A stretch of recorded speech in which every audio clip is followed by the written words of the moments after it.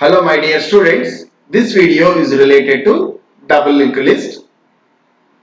Already we gone through the single linked list. In double linked list, each node is divided into three parts. In single linked list, each node is divided into two parts, but whereas here it is in three parts. One is left link, data and right link. So here left link, next one is data and right link. So left link consists of address of the left node. Second part consisting of the data. Third part consisting of that is right link consisting of the address of the right node. So look this. So here it is having three nodes. One is known as the start node. Another one is known as the second node, and third node is the end node. So here it is having three parts. It is having three parts. It is having three parts. In this one, this is the null.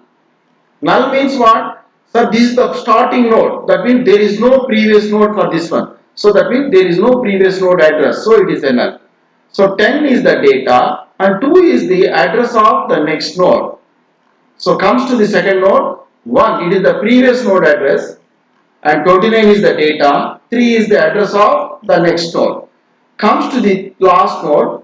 2 is the address of the previous node and 32 is the data. Here last one is null. Why? Because there is no right node for this one.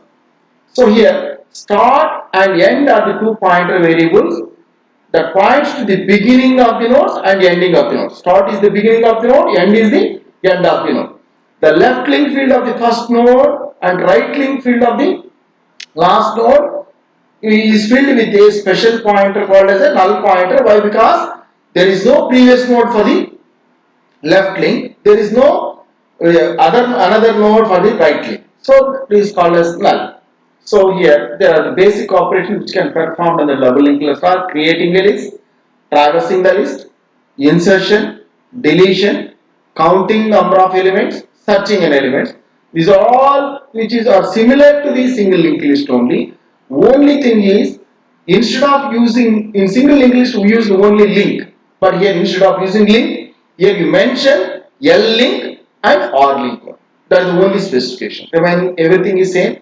So let's look this first. I will explain creation of a list. Remaining thing is as usual in the form of single linked list only. Only change is in place of link we can make L link and R link. So here the list can be created by using self-referential structure, that is type def struct list int data struct list up to the same. So only change is here L link and R link. In single links only we are using L link only. So it is going to be used in the form of this. It is the creation of double linked list. In similar way we can use.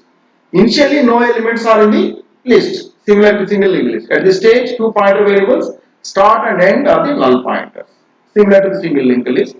That is. So the disadvantages of double linked list are, so here forward and backward directions traversing are possible, but traversing from a specific location is not possible here.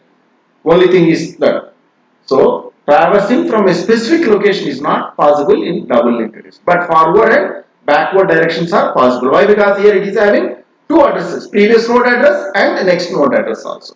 Next comes to the circular linked list. In circular linked list, elements are organized in circular fashion.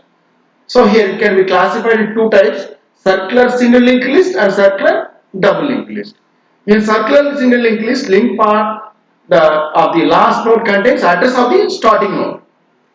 So here let's look this 10 to 23, 31. So here 2 is the next node address, 3 is the next node address, 1 is the next previous node address of this one. So the next node address. In circular double linked list, circular double linked list. In circular double linked list, R link part of the last node contains address of the starting node and L link part of the first node contains address of the last node, vice versa.